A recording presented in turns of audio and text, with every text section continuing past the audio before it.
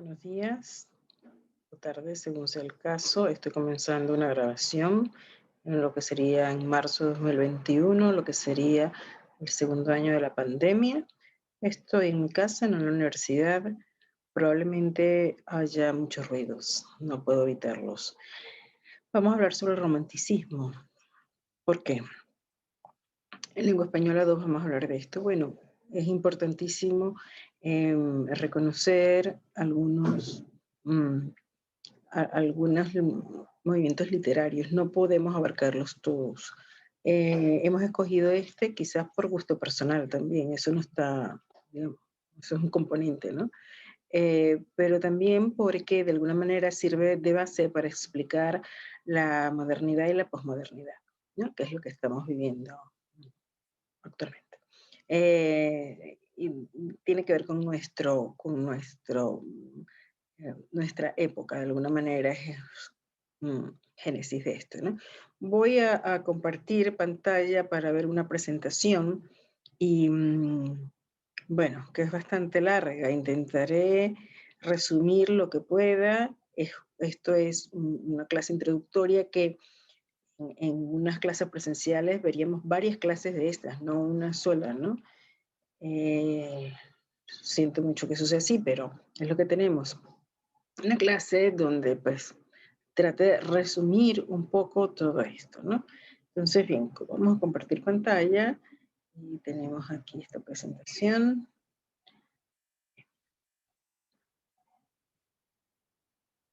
Ok. Es el romanticismo. Vamos a ver algunas pinturas. Está adornado esta presentación con algunas pinturas, que también es algo bien interesante. Y esta presentación también está basada, he seguido sobre todo en un libro, o sea, en muchas cosas romanticismo infinitas, ¿no? Pero los textos que voy a citar aquí son sobre todo este libro que se llama Raíces del Romanticismo de Isaiah Berlin, ¿no? Eh, y también que lo dejaré, ¿no? Está en digital y lo dejaré en la bibliografía. ¿No? Bien, esto que está aquí es una superposición de cosas que nosotros podemos encontrar en la red, ¿no? De presentaciones, que hice un paseo. Y claro, para uno entender el romanticismo, quizás para la gente de ahora, para la gente de la edad de ustedes, el romanticismo sería lo que ustedes conocen como literatura gótica, como vestuario gótico, como actitudes góticas, ¿no? Entonces, fíjense aquí, bueno, en esta lámina les dice, bueno, el origen de Castle of Otranto de 1764, ¿no? Un libro que fue origen de esto, ¿no? Lo gótico incluye paisajes montañosos con algo de tenebrismo, con lunas llenas, ¿no? Castillos, mazmorras, como dice aquí, cementerios. El cementerio es un lugar privilegiado del romántico, ¿no? Y aquí hay unos ejemplos de unos libros que son románticos por excelencia y algunos de los cuales haremos referencia. No nos va a dar mucho tiempo, pero Frankenstein, por ejemplo, este quizás es el que referiremos. Cumbres borrascosas, El extraño caso de Dr. Jekyll y Mr. Hyde, Drácula, Leyendas de Becker y este libro de Stephen King. Bueno, esto es algo que ustedes pueden encontrar en la red, ¿no? Efectivamente. Entonces, quise empezar con esto que aparece también en la red muchísimas veces. Es muy icónico, es un grabado de Goya, pero refleja mucho lo que es el romanticismo. Dice, el sueño de la razón produce monstruos. Vamos a grabarnos esto. El sueño de la razón produce monstruos. ¿Por qué esto es así? O sea, el romanticismo será en el siglo XIX, principios del siglo XIX, finales del siglo XVIII, principios del siglo XIX, y viene después del neoclasicismo, y viene después de la Ilustración y todo el movimiento de la Revolución Francesa, en donde se puso, digamos, el énfasis en la razón, ¿no? El hombre creía haber superado montones de cosas, las etapas religiosas, las etapas filosóficas, y ahora era la ciencia, la razón, lo que iba a liberar al hombre de todos sus males, cosa que evidentemente no sucedió. El hombre no solo razón, ¿no? tampoco es solo pasión, ¿no? Que es por donde se van a decantar los románticos como una forma de hacerle una contraparte, un contrafuerte a esta idea del racionalismo del siglo XVIII. ¿No? Entonces, contra ese racionalismo, y además diríamos un racionalismo francés, aunque está en todo el mundo, o sea, todo el mundo decimos Europa, ¿no? Bueno, es así, ¿no? Entonces el hombre romántico quiere escapar como de esa cárcel que él se siente atrapado en esa cárcel de la razón, y entonces se va hacia la pasión, es decir, el hombre es pasión, el hombre es voluntad, el hombre es poder, ¿no? Claro, pero ¿qué pasa si yo a la razón la destrono? Los racionalistas habían destronado a la fe y han puesto la razón. Ahora los románticos van a quitar a la razón y van a poner a la pasión. ¿Sí? Entonces, ¿qué pasa cuando sucede eso? Bueno, cuando la razón se duerme, cuando el hombre no es guiado por la racionalidad, aparecen los monstruos, aparece la pesadilla, aparece la oscuridad de donde puede salir cualquier cosa. ¿Mm? Aquí estamos. Entonces, eh,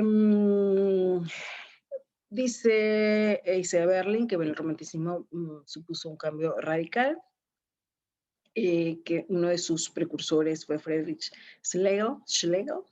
Él dice que es el mayor profeta del romanticismo y que surge en el hombre un deseo terrible, insatisfecho por dirigirse a lo infinito, un anhelo febril por romper los lazos estrechos de la individualidad. Ok, este rasgo romántico es muy importante. El hombre quiere superar lo infinito. ¿Cómo es esto posible? Esto no es posible, pero esa es su idea. Vamos a romper lo que haya que romper. Si es posible romperlo todo, vamos a romperlo, ¿no? Un poco esto, que es una idea que va a llegar a la modernidad. Vale, ok. ¿Qué cambia? Fíjense estos panoramas de luna llena y de cementerios, ¿no? Dice, vamos a leer esto vale la pena de Berlin. Dice, surge repentinamente una erupción violenta de la emoción, del entusiasmo. Las personas comienzan a interesarse por los edificios góticos, por la introspección. La gente se vuelve súbitamente neurótica y melancólica. Comienza a admirar el arranque inexplicable del talento espontáneo. Hay una retirada general de aquel estado de cosas vidrioso, simétrico y elegante. Al mismo tiempo ocurren también otros cambios. Hay una gran revolución, hay descontento, se decapita el rey, hay terror.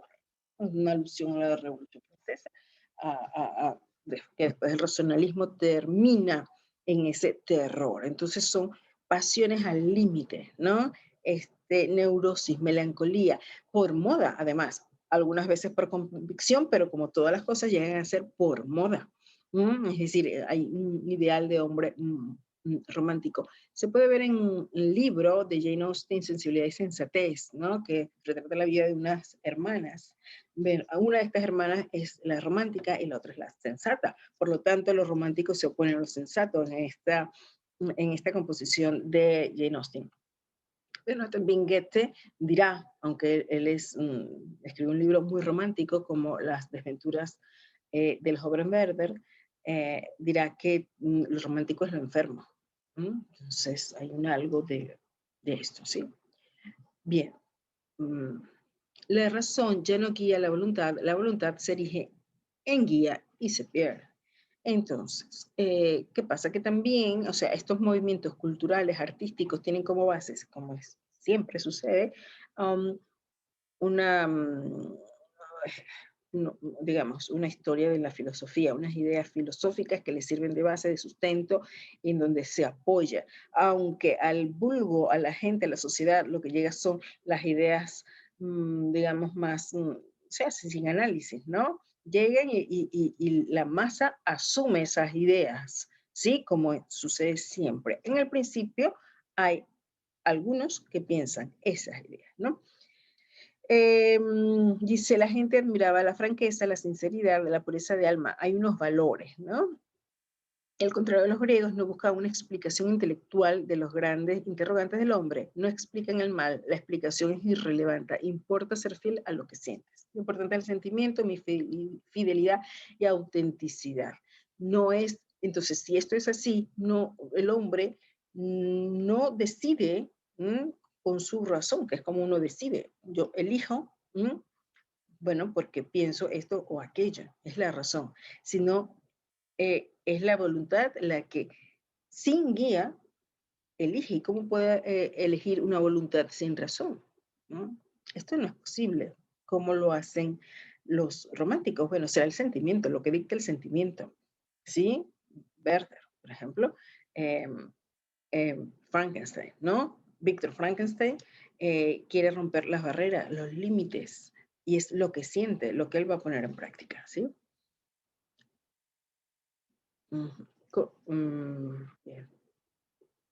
Contra el racionalismo y la ilustración.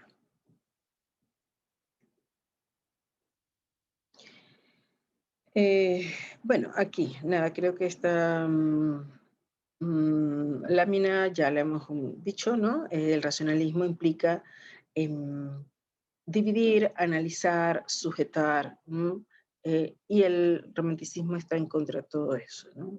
Creo que vamos a pasar esto.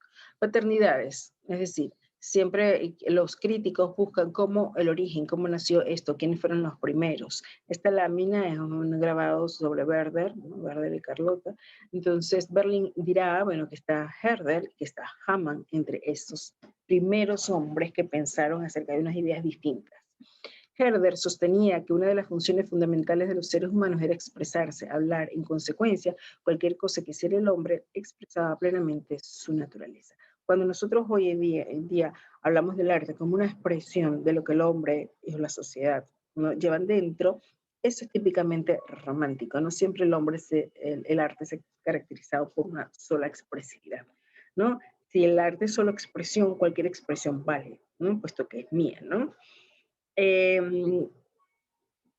Bueno, y esto está también en Hamann, ¿no?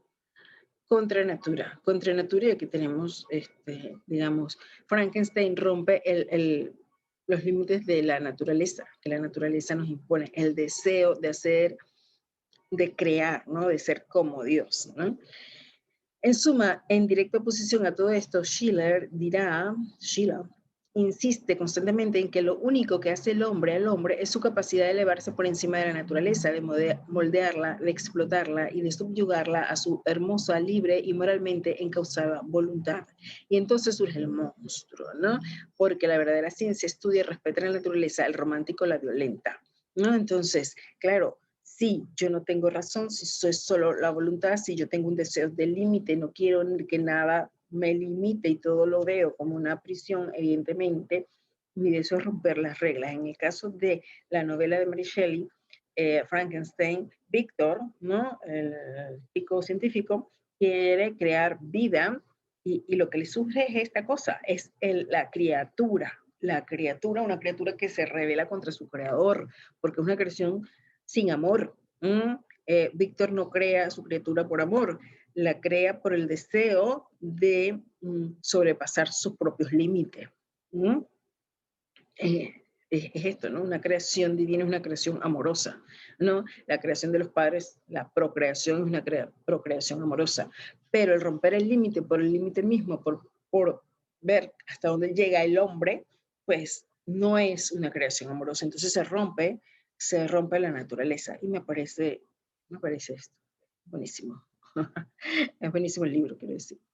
La razón movida por la voluntad, pero sin la razón. Fíjate, tenemos entonces uno de los primeros teóricos, también ya aquí un filósofo, los demás quizás más pensadores, dice, nuestras vidas no dependen del conocimiento contemplativo. Vamos a recordar que los griegos, tanto Platón como Aristóteles, van a tener, bueno, con sus diferencias, grandes diferencias. Van a decir, bueno, que el hombre busca la verdad, contempla el mundo buscando descubrir la verdad, ¿no? Y eso es una acción racional, ¿sí? Entonces Fichte va a decir, la vida no se inicia con una mirada desinteresada de la naturaleza de los objetos, comienza con la acción. Entonces, mientras una filosofía interior se asombra del mundo, es una inteligencia que se abre al mundo, Fichte dirá, no, no es esto, es la acción. No actuamos en respuesta a nuestro saber, actuamos porque estamos llamados a actuar y esto deviene en conocimiento. Yo no acepto la naturaleza, lo que la naturaleza me ofrece simplemente porque debo aceptarlo. Yo creo en ello solo porque quiero. Este es el origen de una sociedad sentimental, acéfala, ¿no? Este comentario último es mío, ¿no? Yo no acepto la naturaleza, lo que la naturaleza me ofrece. Fíjense que hoy día, en la sociedad posmoderna, hay esto, un rechazo de la naturaleza, de lo que la naturaleza ofrece. O sea, yo no soy esto, yo soy lo que yo me invento ser. No hay una esencia de las cosas, no hay una naturaleza de las cosas. Por lo tanto, es profundamente sentimental. Es una sociedad que se deja llevar por los momentos de pasión. Es acéfala, sin razón. Existe el Volk, como se pronuncia esto en alemán, ¿no? El pueblo verdadero. El yo es el sujeto de conmoción. Aquellos que ya poseen el impulso creativo de la vida o en su defecto, suponiendo que ese don les haya sido negado, aquellos que siquiera ansían el momento en que los envuelve este magnífico torrente de vida, wow, odio, temor, ellos son el verdadero pueblo, el pueblo primigenio, y me refiero a los hermanos. Por el otro lado, todos aquellos que se han resignado a representar tan solo lo derivado del producto de segunda mano, quienes se ven a sí mismos de este modo, se vuelven eso y pagarán un precio por sus creencias. Ellos son meramente un anexo de la vida. Es decir, el verdadero hombre es el que siente auténticamente el torrente, el flujo de las pasiones y es fiel a ese impulso, un tormento, impulso, ¿no? Aquí está la tan repetida pintura de Caspar David Friedrich. Caminante de nubes, tiene distintos nombres esta pintura, muy famosa, ¿no? Del hombre romántico.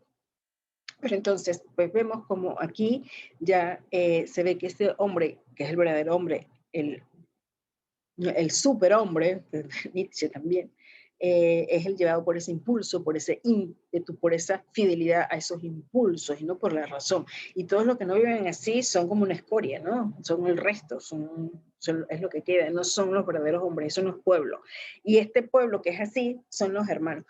Esto lo dirá Fichte, lo dirá Nietzsche, lo dirán algunos otros alemanes. Cuando uno dice que, bueno, Hitler es un error de la historia.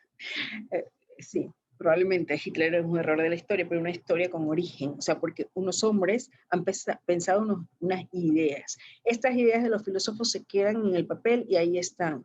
Generalmente pululan en las universidades y la gente se cree muy inteligente cuando dice estas cosas y estas ideas, pero de repente viene un hombre de acción, un Hitler, un Chávez, ¿no? Alguien aparece y pone estas ideas, las pone en acción, ¿no? Entonces, ¿hay una relación con el nazismo? La hay. Directa, uno no puede decir eso, pero algo hay, pues, no surgen de la nada. Doctrina romántica del arte. Bueno, aquí hay varias cosas, ¿no? Tenemos Schelling, que está hablando de un vitalismo místico. La naturaleza era algo vivo, una especie de proceso de autodesarrollo espiritual. Él entendía que el mundo se iniciaba en un estado bruto de inconsciencia y que gradualmente ganaba conciencia de sí mismo, comenzando de orígenes misteriosos de la oscuridad, desarrollando una voluntad inconsciente. Esto es muy importante. El mundo adquiría paulatinamente conciencia de sí. La naturaleza era voluntad inconsciente. El hombre era esa voluntad ya consciente de sí misma. Dios es autoconciencia autodesarrollándose. Y uno puede decir, bueno, ya vemos que hay algo también hegeliano en esto. Esta doctrina tuvo una profunda influencia sobre la filosofía alemana, de la estética y de la filosofía del arte, ¿no? Entonces, ¿qué pretende el artista? El artista lo que debe es captar esa fuerza, esa oscuridad, esa voluntad que está en la naturaleza, ¿no? Sacarla a la luz a través de su arte. Bien. Bueno, estas pinturas, hay unas pinturas que no, bueno, a quien le guste lo que le gusta, hay unas pinturas románticas que no me gustan nada, pero hay estas que escogí, están muy cerca de lo abstracto, estas me gustan mucho, ¿no? Noción de profundidad en el arte romántico. Podemos apoderarnos de lo sagrado. Aquí también digamos, en Berlín hay todo un capítulo dedicado a la relación religión-romanticismo, que es bien interesante. No nos da tiempo profundizar en ello, ¿no? Pero el hombre romántico va a tener una visión de lo sagrado muy particular. Comienza este movimiento romántico con unos protestantes pietistas alemanes, ¿no? Que es una forma particular de mirar el cristianismo, aunque después muchos de ellos se convierten al catolicismo, sobre todo como personas importantes dentro del arte y la filosofía, llamados por el arte, el desarrollo del arte católico, de alguna manera, ¿no? Bien, entonces, ¿podemos apoderarnos de lo sagrado? Se preguntaba Schlegel. Y respondía, no, nunca podremos apoderarnos de lo sagrado. Claro, tiene razón, ya que la mera imposición de la forma lo deforma. Aquí es que comienza algo muy cercano a lo que mucha gente hoy día entiende por religión. O sea, yo me compongo mi religión, bueno, yo creo en esto, pero yo no acepto que en ninguna iglesia, ninguna nada me venga a decir nada, sino que yo creo en lo que me da la gana creer, ¿no? Entonces, el individualismo, lo que me apetece, o sea, hago mi Dios a mi medida, hago mi religión a mi medida. Sí, yo creo en Dios o no creo en Dios, a saber cuál es el concepto de Dios del que estás hablando, ¿no? Porque aquí, o sea, los románticos van a hacer su propia noción, ¿no? Eh, bien. Luego de estas nociones de arte, de estas nociones de religión, pero bueno, aquí nos vamos a concentrar en el arte, van a salir otras, ¿no? Que conocemos, que no son muy familiares. Dice, la primera gran doctrina que surge de la combinación entre la voluntad fictiana y el inconsciente de Schelling, los dos factores constitutivos más importantes de la doctrina estética del movimiento romántico.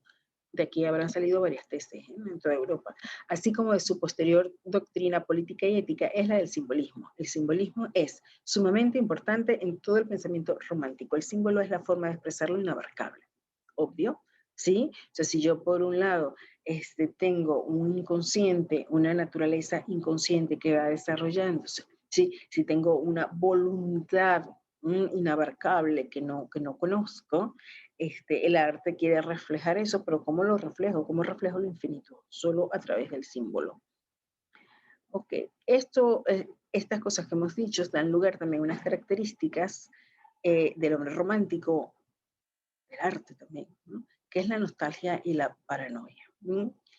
Dice, la cruda verdad acerca del universo era que no podía ser expresado en su totalidad, obviamente, que no podía abarcarse, que no estaba en reposo sino en movimiento. Esta idea del movimiento también es fundamental.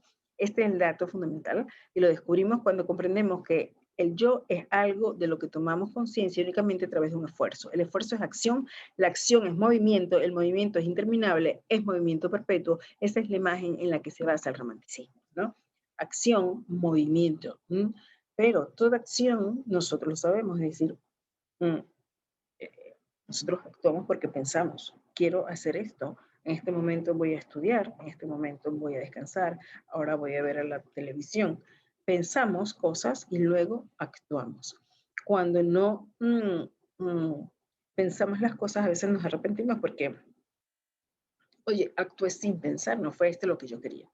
Para el hombre romántico, esta cosa cotidiana no es así, ¿sí? Sino que esta mi acción, y mi acción porque surge espontáneamente, y mi voluntad porque quiere lo que quiere espontáneamente, y no sé por qué lo quiero, sino simplemente lo quiero, pues evidentemente no hay allí, o sea, ¿cuál es la moralidad? Es la moralidad de Nietzsche, más allá del bien y del mal, que dice no hay moral, bueno, sí hay, incluso en lo que él está diciendo, es decir, la moral sería, para ellos sería mi voluntad de poder, ya vamos a ver, ¿no? O sea, porque es una voluntad sin norte, sin razón. O sea, ¿por qué quiero esto en este momento? No importa.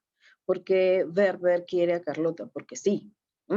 Porque es angelical, tal, unas características. Pero cuando la razón le dije, bueno, ya, la chica no te acepta, se casó con otro, ay, no tienes nada que hacer, mm, a Werber no le importa a Carlota, le importa lo que siente por Carlota, no Carlota. Y esto no es amor. Si a mí me importa lo que yo siento, pero no la otra persona, sino lo que siento, en última instancia lo que yo amo es a mí misma, ¿no? Lo que yo siento porque lo siento yo. Es como el máximo del individualismo. La paranoia, bueno, ya lo veremos más adelante, dice la nostalgia, nos quedamos aquí con la nostalgia, ¿no? Se funda en el hecho de que intentamos comprender lo infinito, que es inabarcable, razón por la cual nada nos da satisfacción, ¿ok? ¿Sí? Es el famoso infinito, no lo voy a pronunciar en alemán que no puedo, de lo romántico, la búsqueda de la flor azul, como la denominada Novalis, el poeta, un poeta romántico de excelencia, ¿no? Yo no puedo alcanzar esto y eso produce nostalgia. La paranoia. ¿En qué sentido el hombre romántico es paranoico? Bueno, porque él entiende que esa voluntad que él no puede dominar, o sea, solo la razón da dominio de las cosas. Si no, no hay dominios. Si yo me baso en la voluntad y la voluntad es espontánea y la voluntad surge sin un porqué, es como este mar que está aquí, un mar bueno, de tormenta. La pasión es eso, la pasión. Además, no es que el romántico buscara los sentimientos serenos, no, al romántico le gustaba este sentimiento, el de la tormenta, el amor atormentado. Por eso los finales de las novelas románticas no pueden ser felices. O sea, el romántico no puede descansar en el amor. El romántico muere, se lanza de un puente, se hunde en el mar tormentoso de sus pasiones, ¿sí? Entonces, y hay una paranoia porque al no dominar esto, al no ser una fuerza inconsciente, una voluntad inconsciente, esa fuerza que yo no puedo dominar, pues me domina. Está allí, hay un complot de algo que yo no conozco. Dice aquí como Schopenhauer, es un vasto océano, dice vamos a leerlo, es bueno esto. Hay algo detrás, en las oscuras profundidades del inconsciente o de la historia, hay algo, de todos modos, que nosotros no podemos alcanzar y que frustra nuestros más caros deseos. Los pesimistas, como Schopenhauer, dicen es un vasto océano insondable de voluntad sin dirección sobre el cual flotamos como una pequeña barca sin rumbo, sin la posibilidad real de comprender el elemento en el que nos encontramos, ni de determinar nuestro curso. Eso es el hombre. Esto dice lo mismo, ¿no? Una gran fuerza, naturaleza. Y también pues, que se producen, dice Berlin, unas teodiceas, ¿no? Es decir, rechazo esas ideas antiguas, que ellos llaman antiguas, entonces está la teodicea marxista, si quito a Dios, bueno, coloco al Estado, ¿no? La hegeliana, la de Spengler, él lo llama escritos teológicos, ¿no? Efectivamente, no, porque es una sustitución de Dios, pero si quito a Dios siempre tengo que sustituirlo por algo, entonces lo sustituyo generalmente por una ideología. Pero bueno, como el hombre no puede con eso, pues se frustra, ¿no? Si uno lee a Werther, que lo hubiésemos hecho en unas clases presenciales capítulo por capítulo, quiero decir carta por carta, porque son cartas, se entiende que no hay una fuerza fatal fuera de la propia voluntad humana que yerra en su elección del bien, justamente porque no la busca. Es decir, no es que hay un complot universal para que Werther no pueda amar a Carlota, sino que hay unas acciones, las acciones de Carlota, las acciones de Werther, que estructuran, ¿no? Estructuran su camino, su vida. Werther es su propio destino en cuanto a sus decisiones, elecciones. Lo llevaron a un trágico final. No fue una voluntad ciega y tremenda. Esto no es de Berlín, esto es mío. Ok, aquí habla de Goethe, cómo alterna unos pasajes muy tormentosos con unos muy serenos y tal, y que eso les gusta mucho a los románticos, ¿no? Esa exaltación y esa falta de orden, falta de uniformidad en el tono, etc. Ok, no quiero abundar más en esto. Bueno, esto que ya hemos dicho, perdón, que hay una influencia de la Revolución Francesa y que también hay un orgullo nacional herido. O sea, los alemanes se sienten que deben dominar el mundo como lo dominan de alguna manera y llevan las riendas de la historia de los franceses. Entonces, y hay unas invasiones napoleónicas, es decir, nosotros deberíamos estar haciendo esto y no los franceses, un poco ese es el punto. Un mundo sin estructura. La propuesta del siglo XVIII y de los siglos anteriores, como repito incansablemente, era que había una naturaleza, esto es Berlín, ¿no? De las cosas, un rerum natura, una estructura del mundo. Para los románticos esto era absolutamente falso. O sea, si hay una estructura del mundo, si hay una naturaleza de las cosas, yo puedo descubrir y yo puedo estudiar. Por eso es que surge mucho la ciencia en ese momento. El propósito de los románticos consiste en confundir la realidad y la apariencia lo más posible, en romper el límite entre la ilusión y la realidad, entre el sueño y la vigilia, entre la noche y el día, entre el consciente y el inconsciente, es decir, todo límite, ¿no? Dar la sensación de un universo sin barreras, ilimitado, en perpetuo cambio, en perpetua transformación, etc. ¿no? Se dibuja todo. Un mundo sin reglas, un mundo sin belleza, bueno, porque la belleza es otra cosa, ¿no? Es de captar esa alma del mundo. Estos dos elementos, el de la voluntad libre sin trabas y el de rechazo de la noción de que hay una naturaleza de las cosas, el intento de sabotear y de hacer volar en pedazos cualquier noción de estructura estable, son los más profundos y en un sentido los más lunáticos de este extremadamente valioso e importante movimiento. ¿Sí? La abolición del otro. Bueno, comprensión no es el término adecuado, ya que siempre presupone sujeto y objeto, ¿no? Y comprensión es algo racional. Entonces, no es que el hombre romántico quiera comprender. El hombre romántico quiere sentir. Para ello, o sea, como todo vuela en pedazos, entonces me tengo que aferrar a algo. El hombre romántico se va a aferrar a los mitos, ¿no?